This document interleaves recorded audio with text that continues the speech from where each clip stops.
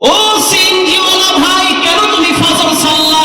কি ক্ষতি তোমার রব করলো তোমারে? কেন তুমি সিনজি নিয়ে বের হইলা? সে জবাব দেয়, আমার তো একটা পেট না, আমার চারটা পেট আছে।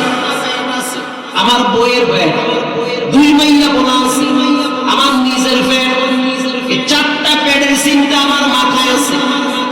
রব বুঝাইতে চায় বান্দা, সন্তান চিল্লা, বউ চিল্লা, নিজের পেট চিল্লা, আমি মালিককে চিল্লা না। তো বিষয়টা কেমন দাঁড়ায় জানে? যারা রবের ব্যাপারে অলসতামি করে, এক সময় তারা দুনিয়াও পায় না, আখিরাতও পায় না, নিজের ফ্যামিলির কাছে বোঝা হয়ে দাঁড়ায়। আমি আপনাদের এই পাশে একটা ওরা হাদিস মাদ্রাসায় বাদ মাগরিব বয়ান করলাম, ওখানেও কইলা আসছে মিত্রা না কি বল, মিতরা। যেই মা বাবা সন্তানকে রব চিনায় না, মসজিদ চিনায় না, কেবলা চিনায় না, কোরআন চিনায় না, ইসলাম চিনায় না, টুপি দাড়ি চিনায় না, মেসওয়াক চিনায় না, কসম খোদার ওই সন্তানরা এক সময় মা বাবাকেও চিনে না। আপনি কইল ঠিক না কইল ঠিক, চিনবে না। উপর থেকে রব সিস্টেম ঘুরায় দিবে। এজন্য মাঝে মাঝে আপনারা দেখেন যে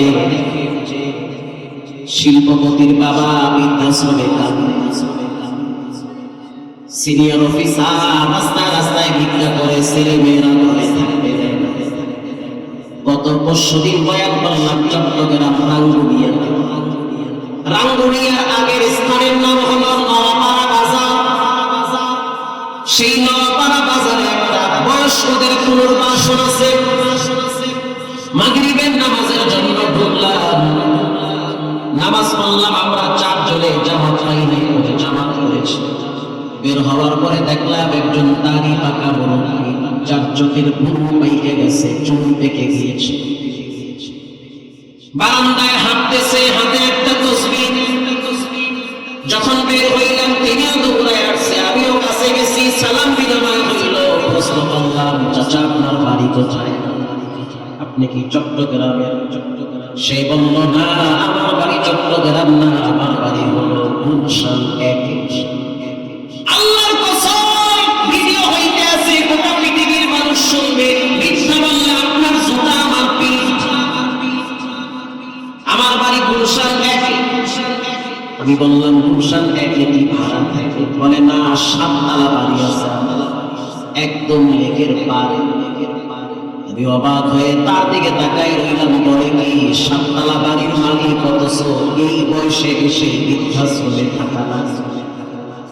ও মুরব্বি, রাগ করিয়েন না। সন্তান কয়টা? বলে একটা।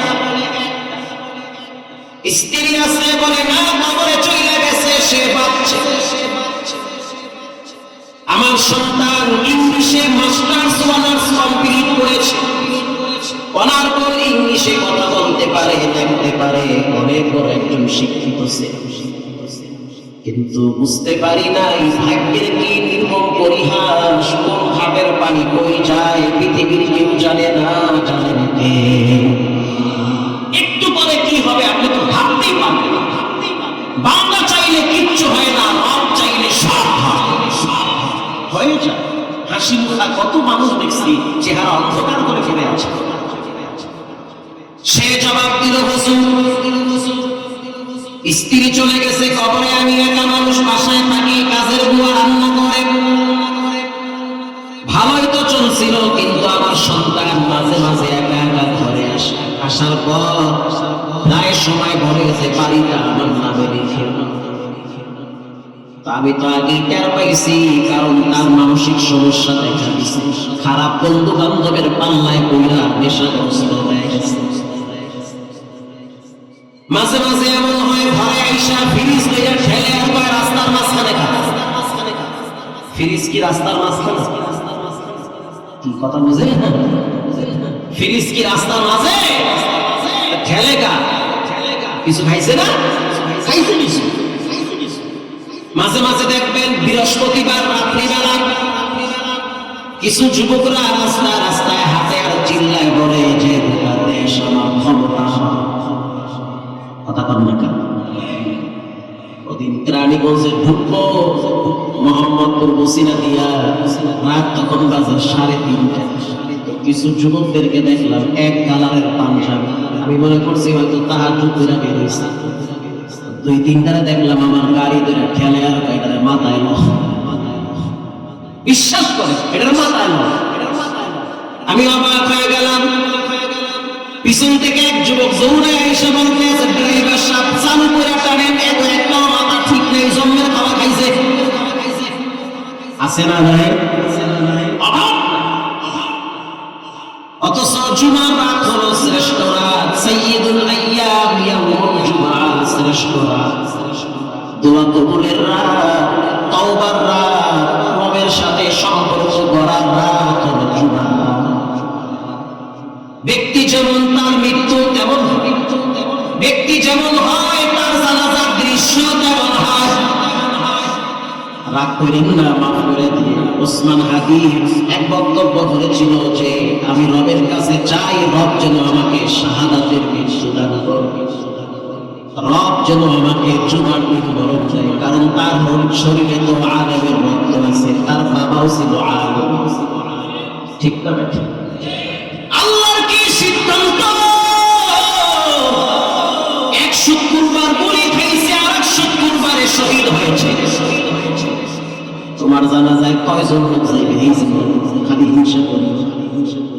মানুষের কাছে প্রিয় হও, প্রিয় হওয়ার জন্য 2টা মেডিসিন লাগে, আল্লাযীনা আমানু ওয়া কানু ইয়াত্তাকুন, ঈমান আর তাকওয়া লাগে।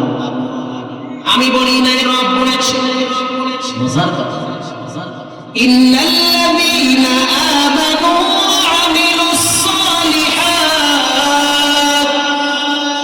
সায়াজআলু লাহুমুর রাহমানু উদ্দা।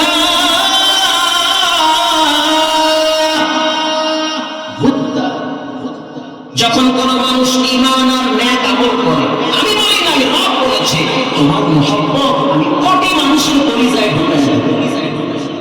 সুবহানাল্লাহ। বাড়ি দিয়ে দরজা দিয়ে ঢোকার সময় জোরে বলি, দেখি উল্টো হয়ে গেছে। আল্লাহ বলেছেন, যখন তুমি ঈমান আর নেক আমল এই 2 মিশ্রণে জীবন চালাবা, তোমার ভালোবাসা আমি আসমান এবং জমিনের ফেরেশতাদের কলিজার ভিতরে লাগাই দেব। কে বলেছে? সায়াজআলু লাহুমুর রাহমানু উদ্দা। প্রিয় ভাইরা আমার, মজার একটা কথা শুনেন। রাগ করতেছেন নাকি? সাহাবায়ে কেরাম যুদ্ধের ময়দান থেকে মদিনার দিকে রওনা হয়ে গেল। বসরা শহর অতিক্রম করতেছে। নবীজির সাহাবী সাদ বিন আবি ওয়াক্কাস রাদিয়াল্লাহু তাআলা নিজে বর্ণনা করে, যাবে তাকায় দেখলাম মরুভূমির ভিতরে এক যুবক উটের পিঠে বসা, সে এদিক সেদিক তাকাইতেছে, মনে হচ্ছে সে রাস্তা হারায় ফেলাইছে। ভাই আমার কথা কি আপনারা বুঝতেছেন? রাস্তা হারায় ফেলাইছে, এদিক সেদিক তাকায়, তার মানে বুঝতে পারছি সে কিছু একটা খুঁজছে। সাদ বিন আবি ওয়াক্কাস বলে, আমি তার কাছাকাছি গেলাম, ওখান দিয়েই যাইতে হবে মদিনার দিকে। যখনই আমি তার কাছে আসলাম, বেশি কাছে না, মোটামুটি একটু দূরে, তখন ওই যুবক বলতে আছে, ও মুসাফির, মদিনার রাস্তা কোন দিকে? আমার মদিনার রাস্তার সংবাদটা দরকার, কোন রাস্তায় গেলে মদিনা পাওয়া যাবে? আল্লাহু আকবার বলুন। সাদ বিন আবি ওয়াক্কাস রাদিয়াল্লাহু তাআলা আনহু বলল যে, তুমি মদিনায় যাবা? বলে, হ্যাঁ। মাশাআল্লাহ, তুমি তো দেখতে শুনতে অনেক সুন্দর, তুমি শিক্ষিত? বলে, হ্যাঁ, আমি তাওরাতের আলেম, আমার উটের পিঠের ভিতরে 4টা আসমানি কিতাব এখনো আছে। সাদ বিন আবি ওয়াক্কাস থমকে গিয়েছে, বলে, যে যারে চিনে সে তার কথা শুনে, যে যারে চিনে না সে তাকে ধমক দেয়, বেয়াদবি সুলভ আচরণ করে, আর যদি চিনে তো পা ধইরা 13 বার কদম মুছে করে। আসতে বলবেন না, জোরে বলবেন। আর বেয়াদবদের তো মুখ ঠিক নেই, আর মায়ের লাগেও বেয়াদবি করে, আব্বার লাগেও করে, জালেমের লাগেও করে, আলেমের লাগেও করে, আর সব জায়গায় চিহ্নিত বেয়াদব। সাদ বিন আবি ওয়াক্কাস বুঝতে পারছে যে এলেমের ইলমের নূর এই যুবকের সিনায় আছে, এটা বুঝতে পারলাম।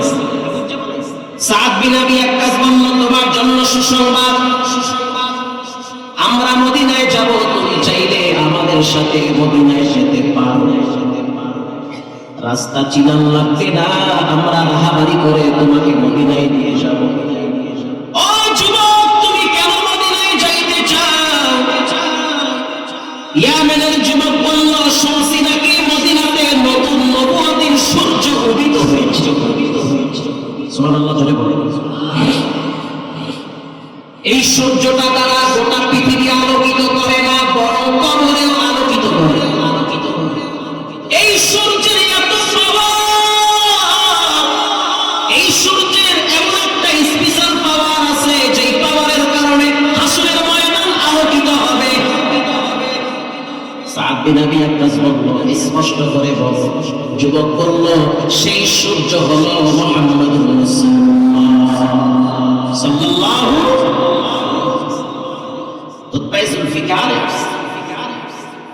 সাদ বিন আবি ওয়াক্কাস বলল, তুমি কি মদিনার নবীর সাথে দেখা করতে চাও? বলে, অবশ্যই। তোমার জন্য সারপ্রাইজ রয়েছে, তোমার জন্য সুসংবাদ, সেই মদিনার নবী আমাদের কাফেলায় আছে। বলার সাথে সাথে যুবক আনন্দে আত্মহারা হয়ে গেছে। ও ভাই, তুমি একটা বারের জন্য তার কাছে নিয়ে যাও, আমার মনটা চায় তাকে এক নজর দেখার জন্য। সাদ বিন আবি ওয়াক্কাস রাদিয়াল্লাহু তাআলা প্রশ্ন করলেন, তাকে দেখলে তোমার কি লাভ হবে? তার সম্পর্কে তোমার কাছে কি তথ্য আছে? যুবক বলল, আমার কাছে অনেক তথ্য আছে। কেউ যদি 3 দিন না খাইয়া তার চেহারার দিকে তাকায়, মুহূর্তের ভিতরে ক্ষুধা নিবারণ হয়ে যায়। এই তথ্য আমার কিতাবে আছে, তাওরাতে আছে। সাদ বিন আবি ওয়াক্কাস অবাক দৃষ্টিতে তাকায় আছে। আরে বেটায় বলে কি 3 দিনের খিদা নাকি নিবারণ হয়ে যায়? এ তো সত্যই বলেছে।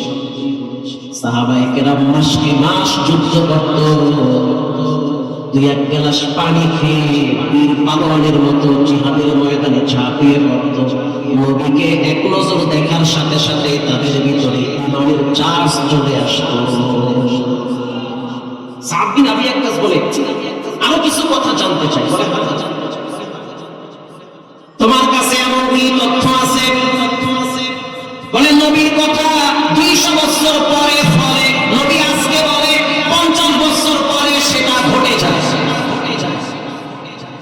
এরকম তথ্য তোমার কাছে কি আছে? এটা বলার সাথে সাথে ইয়ামেনের যুবক বলতে আছে, শোনো ভাই, আমার কাছে একটা গুরুত্বপূর্ণ তথ্য আছে।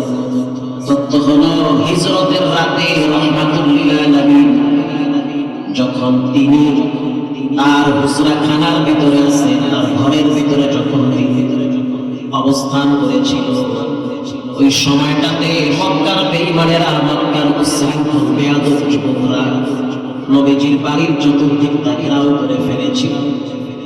হযরত জিবরাইল আমিন নবীর সামনে দাঁড়ায় বললেন, ভয় পাবেন না, শঙ্কিত হবেন না। চতুর্দিকে যদিও বেঈমানরা দাঁড়ায় রয়েছে, তারপরেও টেনশন করবেন না। আপনার রব আপনাকে এদের হাতে ছেড়ে দেবে না, বরং নিরাপদে বের করে নিয়ে যাবে। ইন্দি মিনটাইবে হযরত জিবরাইল বললেন, আপনি হাতে এক মুষ্টি পানি নেন। ও সাদ বিন আবি ওয়াক্কাস, আমি তাওরাতের কিতাবে পড়েছি, এটা আমার মুখস্থ আছে, জানা শোনা আছে। সাদ বিন আবি ওয়াক্কাস বলল, তারপরে কি? বলে, যখন মুষ্টিবদ্ধ বালু নিয়েছে, তখন হযরত জিবরাইল বলল যে আপনি সূরা ইয়াসিন থেকে 10টা আয়াত তেলাওয়াত করেন। 10টা আয়াত পড়া এরপরে আপনি বালুতে ফু মারেন। বালুতে ফু মারার পর বাহিরে ফিক্কা মারেন। আপনার কাজ বাহিরে মারা, রবের কুদরত সব বেঈমানের চোখে আগুন ধরায় দিবে। তাই করল, বাহিরে মারল, সবার চোখে চোখে লাগলো, সবাই চোখ ভাসতে লাগলো। নবীজি নিরাপদে ওখান থেকে বের হয়ে পাহাড়ে চলে গেছে। পাহাড়ে যাওয়ার পর মক্কার দিকে ফিরে চোখের পানি ছেড়ে কান্দে আর কয়, মক্কা এটা আমার জন্মভূমি, গলিতে গলিতে আমি বড় হয়েছি, মনটা চায় না জন্মভূমি কিন্তু তোমার সন্তানরা, মক্কার বাচ্চারা, মক্কার লিডাররা আমাকে মক্কায় থাকতে দিল না। হযরত জিবরাইল বলল, আল্লাহর হাবিব আপনি কাঁদবেন না, একটা সময় এমন হবে রব্বুল আলামিন আপনাকে বিজয়ী বেশে মক্কার চাবি আপনার হাতে দিবে।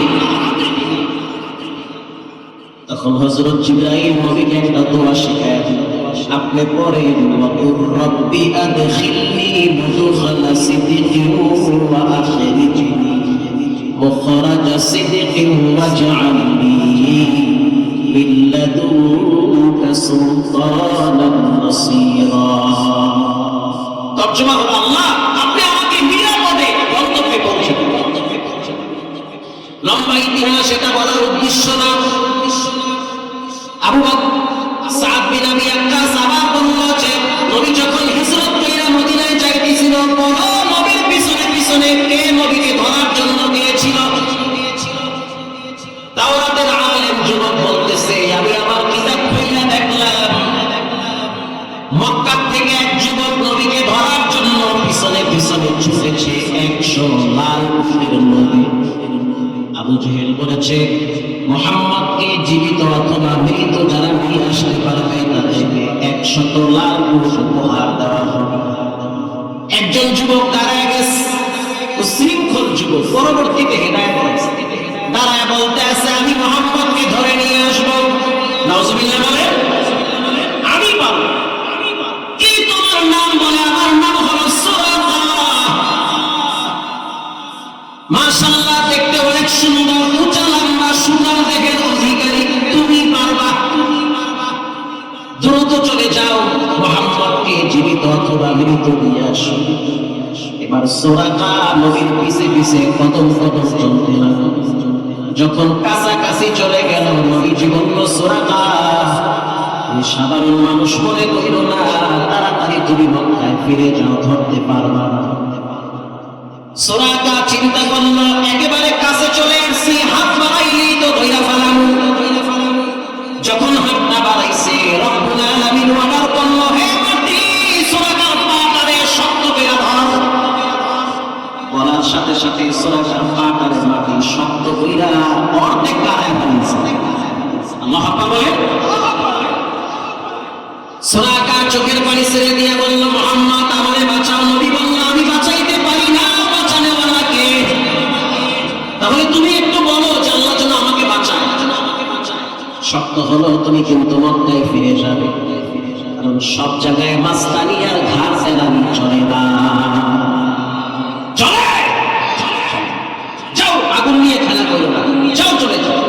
না, আমি যাবো না। যখন শেষ সরে সরে ধর্মের কাহিনী, একবার বিপদে পড়ে 13 বার আল্লাহরে ডাকে।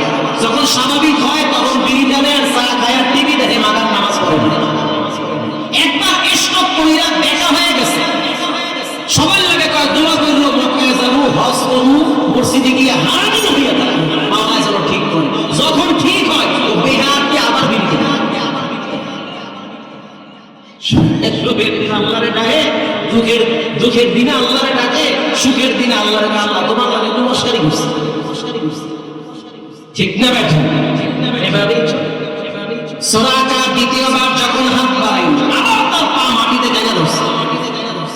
তৃতীয়বার যখন হাতটা বাড়াইল, নবী বলল, সুরাকা তোমার আমি চিনি, তুমি মক্কায় ফিরে যাও। আমি সাধারণ মানুষের মতো না, আমি হইলাম রাহমাতুল লিল আলামিন। যাও, চলে যাও মক্কায়। ওয়ামা আরসালনাকা ইল্লা রাহমাতাল লিল আলামিন।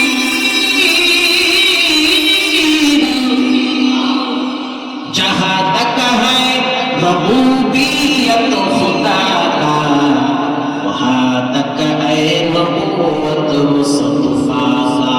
महान ये तो सही नबी रहमতুল, যার জীবনে নবীর প্রেম নাই, তার মানসিক শান্তি নাই, তার কবরেও শান্তি নাই, তার জন্য জাহান্নাম অবধান।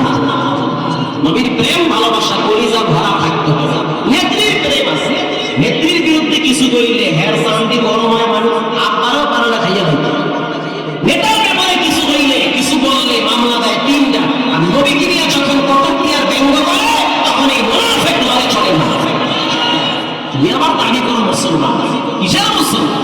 নবীর ব্যাপারে কেউ যদি বাজে কথা বলে, সব কিছু নিয়ে কম্প্রোমাইজ হতে পারে, সমঝোতা হতে পারে, বিশ্ব নবীকে নিয়ে গালাগালি করলে কোনো ছাড় হবে না।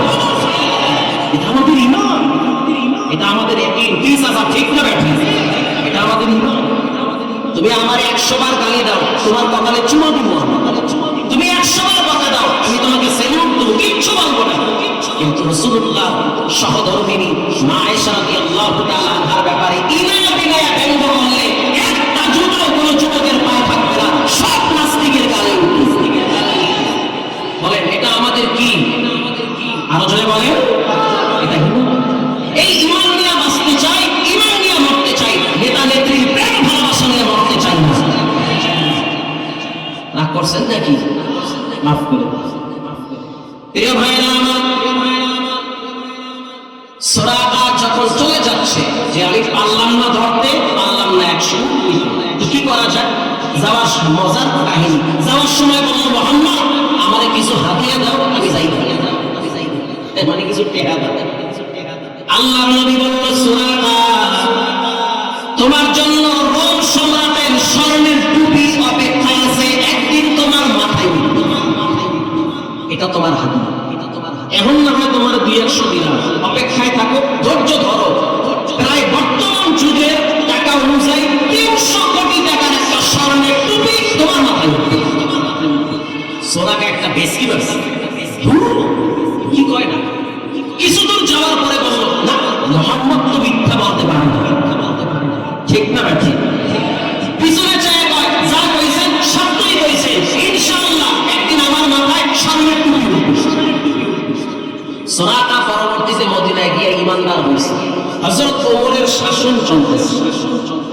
তখন সুরাকার বয়স প্রায় 95 বছরের উপরে, লাঠিতে ভর দিয়ে হাঁটে, দাড়ি ধরে চুল চাল সব পেকে গেছে।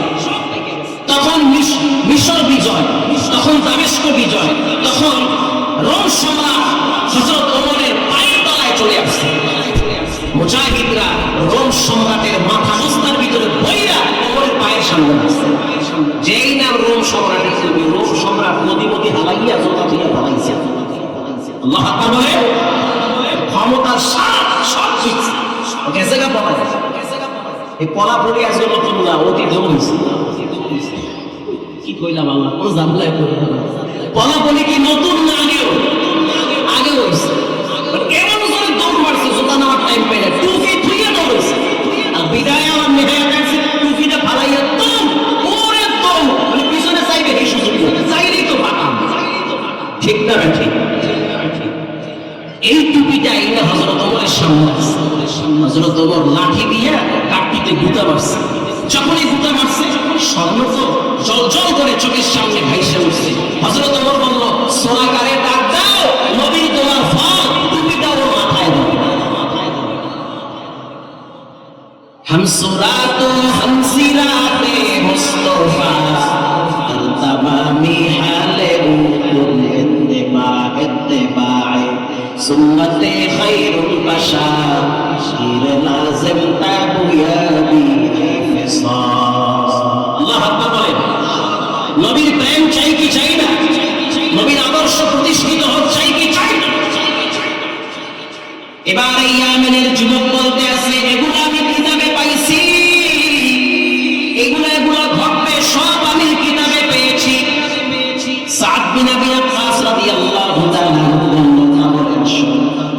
নবী কোন বুকের পিঠে বসা আছে তোমাকে দেখায় দেব।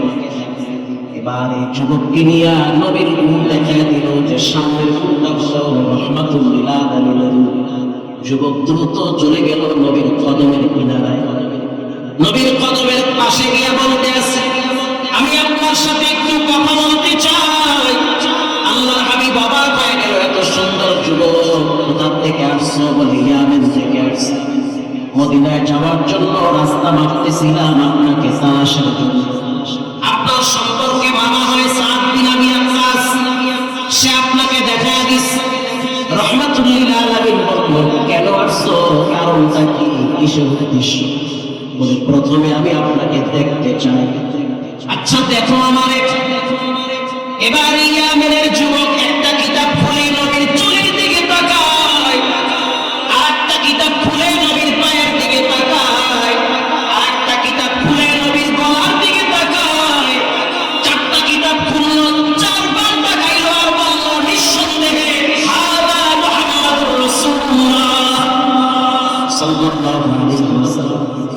তিনি হলো সর্বশ্রেষ্ঠ।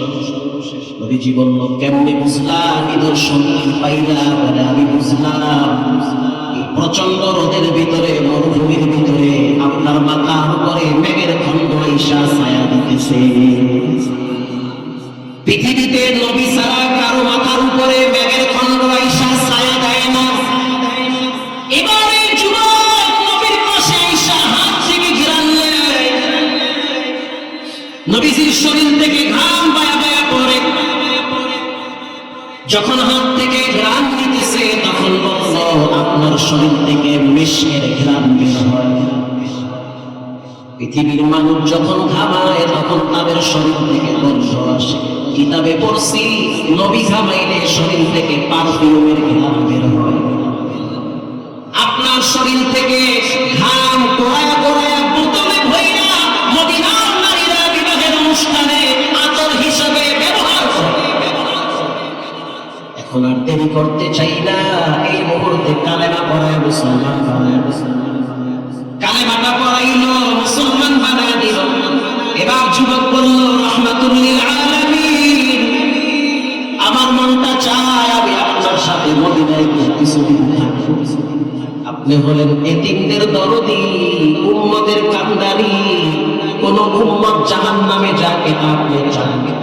আপনি আপনার চিন্তা করেন না, বরং উম্মতের জন্য কাঁদেন আর বলেন, মালিক আমার উম্মতকে বাঁচান।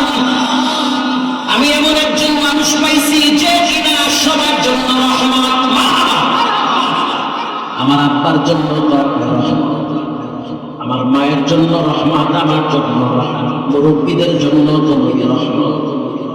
নবী বলেন, মাল্লাম ইয়ারহাম সাগীরানা ওয়া লাম ইয়াগফির কাবীরানা ফালাইসা মিন্না। যে বড়কে সম্মান করে না, ছোটকে স্নেহ করে না, সে আমার উম্মত। ঠিক না বেটা? ছোটরা যখন মসজিদে যায় রাগ করিয়েন না, ধমক দিয়েন না, বরং তাদেরকে উৎসাহ দেন। আমি বাইতুল্লাহে দেখছি, মক্কা মদিনার বেশিরভাগ মসজিদে দেখছি বাচ্চারা অনেক দুষ্টামি করে। যত দুষ্টামি করে আরবের শায়েখরা তাদের কপালে চুমো দেয়, আরো দুষ্টামি করে। মানুষ যখন সেজদায় যায় তখন এই বাচ্চারা সবাই টুপি খুইলা তরি দিয়া বাইন্দা খালি ঘুরায়। আপনার মসজিদে করলে তো অত ঠ্যাং বেড়ে আসার দিবে কথা কম না। খবরদার, এমন আচরণ বাচ্চাদের সাথে করবেন না, কারণ এরাই হবে আগামীর খালিদ বিন ওয়ালিদ, এরাই হবে যুগ শ্রেষ্ঠ। ওদেরকে যদি ধমক দেন তাইলে ওরা মনে করবে মসজিদে গেলে ধমক শোনা লাগে, যাও না পাবজি আর ফ্রি ফায়ার খেলাবো। ওরা এটা করবে, বরং মসজিদে ডাকে। আপনি মারা গেলে এরাই তো মসজিদ নিয়ন্ত্রণ করবে। আপনার নাতি, আপনার ভাতিজা, এরাই তো এক সময় মসজিদের কর্ণধার হবে। ওদেরকে মসজিদ মুখী করা লাগছে। যুবক বলল, রাহমাতুল লিল আলামিন, আপনার সাথে আমি মদিনায় যেতে চাই। রাসূল বলল, ঠিক আছে, আমি প্রস্তাব গ্রহণ করলাম, চলো মদিনায়। এবার মদিনার দিকে রওনা হয়েছে। কিছু দূর যাওয়ার পর যুবকের উট একটা গর্তের ভিতরে পড়িয়া পা ভেঙে গেছে। যখন পাটা ভেঙে গেল, উদাসী করে ধবস করে পড়ে গিয়েছে। পড়ে যাওয়ার সাথে সাথে যুবক উটের পিঠ থেকে নিচে পড়ে গেল, ঘাড় ভেঙে গিয়েছে। কারণ কখন কি হয় পৃথিবীর কেউ জানে না, জানেন একজন, তিনি হলেন কে? নরসিংদীতে বয়ানে গেলাম, এক বাবারে দেখছি অজর দ্বারায় কাঁদে, আমার ছেলের খবরটা জেয়ারত।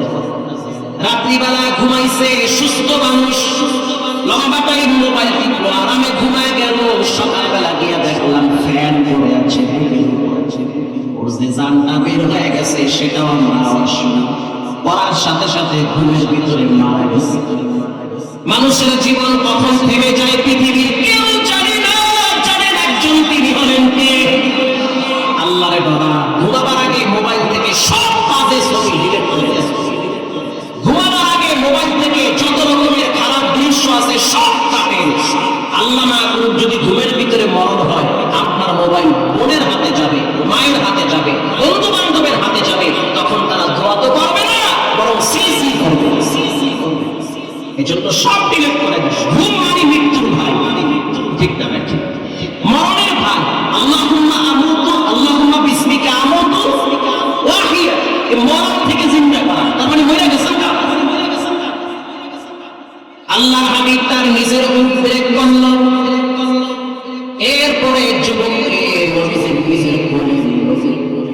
নিজের কোলে নেওয়ার পর যুবকের কপালে নবীজি চুমো দিয়েছে, আর তার হাত মোবারক দিয়া মাথার চুলগুলা চিরুনি করতেছে। আল্লাহর হাবিবের চোখের পানি বাচ্চাদের মতো ধরে পড়ে। নবীজি বলল, যুবক তোমার নাম কি এখনো পর্যন্ত জানা হলো না? কোন মা তোমাকে জন্ম দিয়েছে তাও তো জানি না, কোন বাবার ঔরসে দুনিয়াতে আসছো তাও তো জানি না। আমালুন কলিলুন ওয়া আজরুন কাবীর। রাসূল বলে, সাহাবায়ে কেরাম শোনো, আমল যদিও কম কিন্তু তার মর্যাদা, ভালোবাসা, ফজিলত অনেক বেশি। মর্যাদা কেমন বেশি? আল্লাহর নবী বলেন, আমি তাকাইয়া দেখতেছি জান্নাতের 8টা দরজা দিয়ে তার রূহকে ইস্তেকবালের জন্য অপেক্ষায় আছে, যে এখান থেকে ওই যে আয়াত বললাম, সায়াজআলু লাহুর রাহমানু উদ্দা। যখন ঈমান আর আমল আনবেন তখন দেখবেন কোটি কোটি মানুষের কলিজায় আপনার ভালোবাসা তৈরি করে দিবেন কে? এই যুবক এতদিন মূল্যহীন ছিল, কেউ জিজ্ঞাসিত না, তেমন কোন মূল্য নাই। যখন ঈমান আর নেক আমল এনেছে, ফেরেশতারা পর্যন্ত তার জন্য দোয়া করে। হাদিসে আছে, বাকাত আলাইহিস সামাওয়াতু ওয়াল আরদ। যখন কোন মানুষ আল্লাহ ভক্ত হয়ে যায়, আলিম ভক্ত হয়, কোরআন ভক্ত হয়, মসজিদ ভক্ত হয়, মাদ্রাসা ভক্ত হয়, তখন তার ভালোবাসা এতটাই প্রখরতা লাভ করে, তার মৃত্যুতে আসমানও কাঁদে, জমিন কাঁদে। সুবহানাল্লাহ। যার ভিতরে 5টা গুণ আছে তার জন্য 3টা মর্যাদা আছে। 1 নম্বরে ঈমান ওয়া আমিলুস সালিহাত। ইন্নাল্লাযীনা আমানু ওয়া আমিলুস সালিহাত। ঈমানদারের প্রথম গুণ ওয়াজিলাত কুলুবুহুম। আল্লাহর কথা শোনার সাথে সাথে আল্লাহর ভয়তে অন্তর কম্পন শুরু হয়ে যায়। আগের যুগে লেডা বাচ্চার ভিতরে আল্লাহর ভয় ছিল, ছোট বাচ্চাদের ভিতরে রবের ভয় ছিল। তাফসীরের কিতাবে বলেছে, কষ্ট হচ্ছে আপনাদের কি? খিচুড়ি দিয়ে দিব? ও আচ্ছা। আগের যুগে বাচ্চাদের ভিতরে আল্লাহর ডর ছিল। কেমন ডর? বাপ আর ছেলে দুইজনে রাস্তা দিয়ে হাঁটতেছে। আগে তো এত ঘর বাড়ি ছিল না, ফাঁকা ফাঁকা ঘর বাড়ি, বাগান ছিল অনেক বেশি, আঙ্গুর ফলের বাগান। তাফসীরের কিতাবে আসছে প্রায় 42 কিলোমিটার বাগানটা লম্বা ছিল। 42 কিলোমিটার লম্বা বাগান বাংলাদেশে আছে। জঙ্গল আছে, ওই যে সুন্দরবনের জঙ্গল, বিশাল বড় আঙ্গুর ফলের বাগান 42 কিলোমিটার। এক সময় দামেস্কে, ইয়ামেনে ছিল, এখনো আছে। আপনি ঘন্টার পর ঘন্টা, মাসের পর মাস হাঁটবেন, তারপরও বাগান শেষ করতে পারবেন না। কেমনে হয়েছে? মাওলাই তৈরি করছে। তো বাবাই চিন্তা করতেছে, মানুষজন নাই, ঘর বাড়ি নাই, এত সুন্দর আঙ্গুর ফল ঘিরে আছে গাছে, পাখি তো খায়, তা আমিও কিছু পারিলে নেই। সন্তানকে তার পাড়া রাখলো 3 রাস্তার মাথায়। বাবাই কেবলমাত্র বাগানের ভিতরে প্রবেশ করিয়া সন্তানকে জানায় দিল, খবরদার, কেউ যদি আমাকে দেখে তুমি আমাকে সতর্ক করো। তার মানে বাবাই যেই কাজটা করে, কাজটা কি ঠিক না বেশি? সন্তানকে পাহারাদারি করার জন্য দাঁড় করায় রাখছে। তার মানে চুরি করবে, বাবাই পাহারা দিয়েছে। বাবাই কেবলমাত্র আঙ্গুর ফলের থোকা ধরে রাখা দিয়েছে। ইন দি মিন টাইমে সন্তান ডাক দিয়েছে, ইয়া আবি আহাদু ইয়ারানা। ও বাবা, কে যেন তোমার দিকে চোখ বড় করে তাকায় আছে। আল্লাহু আকবার জোরে বলেন। এটা বলার সাথে সাথে বাবা করছে কি? মারছে, দৌড় জোতা মারছে। ধরা খাওয়ার সময় কি জোতা নেওয়ার টাইম থাকে? ওটা না দেখলে তো আরেক জানা।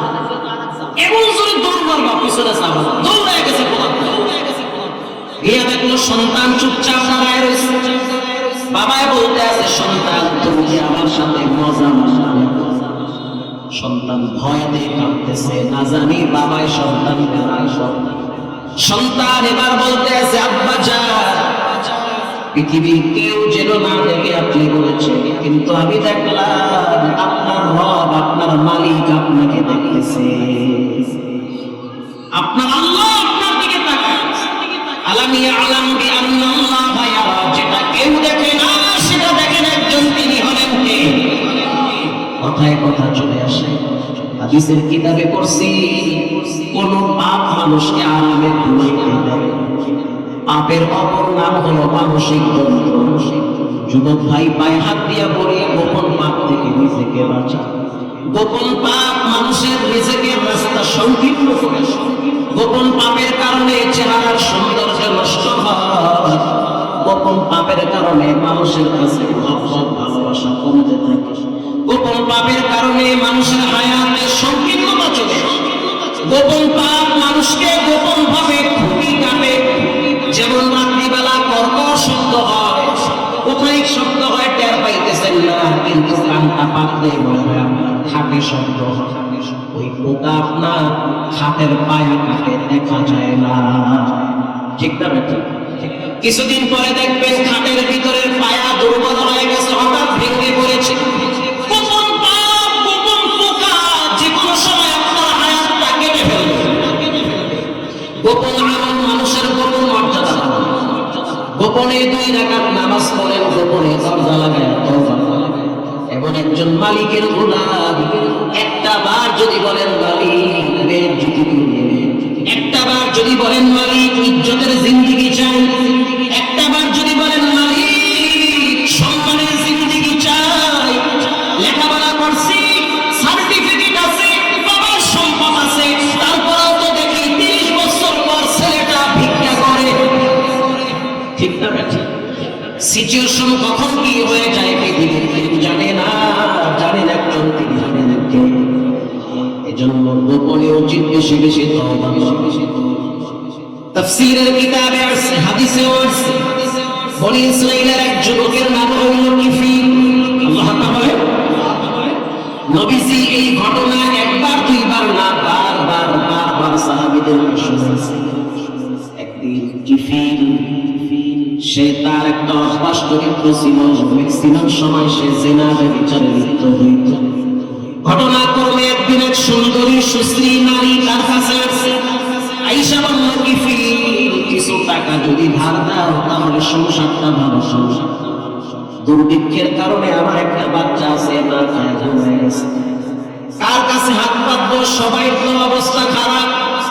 আমি জানি মহল্লার ভিতরে তোমার টাকা আছে, অল্প কিছু টাকা যদি ধার দাও তাহলে আমার সংসারটা কিছুদিন ভালো চলবে, আবার পরে তোমার ঋণ পরিশোধ করে দেব। কিফিল বলল, শুনে না, বিনিময় ছাড়া আমি কিন্তু কাউকে টাকা ধার দেই না। যদি টাকা নিতে চাও তাহলে বিনিময় দিতে হবে। কি বিনিময় চাও? কিফিল বলতে আছে, আমি চাই তুমি আমার সাথে পার্সোনাল সময় কাটাবা। তার মানে তুমি আমার সাথে জিনা ব্যভিচার করতে হবে, আমার পার্সোনাল বেডরুমে তুমি আমাকে সময় দিবা। মেয়েটা বলতে আছে, অসম্ভব, জীবনে কোনোদিন পর পুরুষের টাচ আমার দেহে লাগে না, আমি এটা পারবো না। সতীত্ব নষ্ট করে টাকা নিয়ে যাবো, এটা হতে পারে। কিফিল বললে, চলে যাও, টাকাও পাবা না, দুর্ভিক্ষে উঠতে থাকবে। মেয়েটা বাড়ি চলে গেল। বাড়িতে যাওয়ার পর তাকায়া দেখলো তার ঘুমন্ত বাচ্চাটা জাগ্রত হয়ে গেছে ক্ষুধার যন্ত্রণায়। নবীজি বলল, হাদিসের কিতাবে আসছে, নবীজি বলল যে কখনো কখনো ক্ষুধার কারণে মানুষ নিজেকেই ভুলে যায়। খিদা এমন জিনিস অথর্ব করে তোলে, ব্যালেন্স হারিয়ে ফেলে, মাথায় কাজ করে না। অভাব আর দুর্ভিক্ষের কারণে, ঠিক না বেঠি? অভাবের কারণে দোয়া করেন, এমন অভাব যেন আল্লাহ আমাকে আপনাকে না দেয়। প্রিয় ভাইরা আমার, মেয়েটার জন্য রাস্তা একটাই খোলা, কিফিলের কাছে যেতে হবে। সন্তানের কান্নার মায়াবী চাহনি দেখা কিফিলের কাছে আবার গেছে পরের দিন। যাওয়ার পরে বলল, কিফিল, আমি তোমার প্রস্তাবে রাজি হয়ে গেলাম। দরজা লাগায় দাও, জানলা লাগায় দাও, কেউ যেন না দেখে। দরজা জানলা সব লাগায় দিল। পুরো সুযোগ আছে, স্বাধীনতা আছে। একটা জিনিস মনে রাখবা যুবক, যত মজা এর পিছনে কিন্তু তত সাজা আছে। কুল্লু নাফসিন বিমা কাসাবাত রাহিনা, বলেন রবের একটা ধরা আছে না? প্রাকৃতিক একটা ধরা আছে, সূর্যের মাইনাস, কারণ সূর্য তো রবের কথা শুনে। জমিন বলে ইয়াউমাইদিন তুহাদ্দিসু আসমারুহা, আমি একদিন বান্দাদের সম্পর্কে বৃত্তান্ত দিব। গাছ আল্লাহর কথা শুনে যেই জমিন উপভোগ করেন, জমিনের একটা মাইল আছে না নাই? আপনি কেমনি বাঁচবেন? আপনি একটা মেয়ের ওড়না ধরে যদি টান দিয়ে মনে করেন বাচ্চা গেছি, এই খারাপে 30 বছর পরে হলো এটা প্রাপ্ত পরিপূর্ণ বদলা আপনাকে পেতে হবে, আপনাকে নিতে হবে। এটার শাস্তি ফিডব্যাক আছে না? ভালো খারাপ প্রত্যেকটার একটা ফলাফল আছে না নাই? সাবধান, পাপ করার আগে 13 বার ভাববেন আমি কি করতেছি, পরবর্তীতে এটার ফলাফল কি হবে। এই চিন্তা যারা করে তারা কখনোই হারাম গুনার কাছেও চাইতে পারবে না। দরজা জানলা সব লাগায় দিল, মেয়েটাকে বিছানায় শোয়ায় দিছে।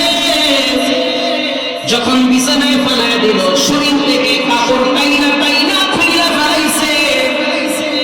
3 দিন টাইমে যুবকটাকে দেখলো, মেয়েটার চোখের পানি বায়া বায়া বায়া বায়া পড়ে। যুবক প্রশ্ন করলো, আনন্দের সময়, এনজয়ের সময় কিন্তু কান্না করে না? দরজাও লাগাইছি, জানলাও লাগাইছি, 2-1টা ছিদ্র ছিল, পাতা দিয়ে ঢাইকা ফেলাইছি, কেউ দেখবে না। যা হবে এখানে হবে, বাহিরের মানুষ জানবে না। এরপরেও কেন কাঁদো? মেয়েটা জবাব দিল, ইন্নী আখাফুল্লাহ, আমি দুনিয়ার কারো চিন্তা করি না, চিন্তা করি একজন, তিনি হলেন কে? তিনি তো রাত্রেও দেখে, দিনেও দেখে। এই গুনাহের পরে না জানি কোন ঝামেলায় পড়ে যায়, কারণ কোন পাপ মানুষকে শান্তিতে থাকতে দেয় না। পরিবারের যে কোনো একজন শান্তিতে পড়লে তো বাকি পরিবারের যারা আছে তারাও তো শিয়া হয়। শুকনা গাছে যখন আগুন লাগে, ভিজা গাছগুলাও পুড়ে। ও যুবক, পরিবারে যখন তুমি একা গুনাহ করবা, মনে করিও না শাস্তি তুমি একা পাবা, বাকি যারা আছে তাদেরও পাওয়া লাগে। যখন বললো আমি আমার রবকে ভয় করি, যেই মাটিতে শোয়াইছো মাটি শোয়াইছো, এই মাটি কখনো কখনো মানুষকে উপরে উঠে ফেলায় দেয়, হজম করে না। এটা বলার সাথে সাথে যুবকের হাত পা ঠান্ডা হয়ে গেছে। যুবক বলল, এই নাও কাপড়, এই সময় আমার কলিজায়তে যেন হাতুড়ি দিয়া ধাক্কা মারছে। আমি পাপ করবো না, যাও তোমাকে কাপড় দিয়া দিলাম, টাকা যেটা ধার দিয়েছি ওটাও লাগবে না, বাড়িতে চলে যাও। বলেন হেদায়েতের মালিককে। মেয়েটা ঘর থেকে যাওয়ার সময় চোখের পানি ছেড়ে দিয়ে বলে, আল্লাহ, যেই যুবকটা পূর্ণ স্বাধীনতা থাকার পর, শক্তি থাকার পর, সামর্থ্য থাকার পর ইচ্ছা করে জিনা করলো না, তাকে তুমি হেদায়েতের রাস্তা থেকে দূরে সরাইও না। মৃত্যুর আগে হইল তাকে তুমি হেদায়েত দাও। রাত্রিবেলা যুবকের শরীরে জ্বর চলে আসছে। সে উযু গোসল কইরা পশ্চিম দিকে, তখন তো কিবলা ছিল বাইতুল মুকাদ্দাস, বাইতুল মুকাদ্দাসের দিকে ফিরে 2 রাকাত সালাত আদায় করেছে। সালাত আদায় কইরা যায় নামাজে বসে বলে, আল্লাহু হাসিবি, আল্লাহু হাসিবি। জীবনে অনেক অপরাধ করছি, অনেক বেঈমানি করছি, অনেক জিনা ব্যভিচারের তীব্র মজা নিয়েছি। আজ আমি অসুস্থ, দুর্বল। আজকে রাত্রেও তো একটা মেয়েকে রুমে নিয়ে আসছি, চাইলে ওর সাথে খারাপ করতে পারতাম, কিন্তু করি নাই। একজনের ধরে রব্বুল আলামিনের অর্ডার হয়ে গেছে, আজরাইল এই অবস্থায় তার জানটা কবজ করে না। ওখানেই তার মৃত্যু হয়ে গেল, মৃতদেহ মাটিতে পড়ে আছে। এলাকার মানুষ বলল খারাপ, সবাই বলল জেনাকার যুবক, কেউ কেউ বলল যেহেতু মহিলা গেছে লাশটারে পানিতে ভাসায় দাও, আবার কেউ কেউ বলল যে লাশটারে জঙ্গলায় ফেলায় দাও, অন্য হিংস্র প্রাণীরা খায় দাও। পৃথিবীর সবাই তারা দিতে পারে, মালিক তো তারা দিতে পারে না। আল্লাহ রাব্বুল আলামিন যুবকের ঘরে দরজায় লেখা উঠায় দিয়েছে,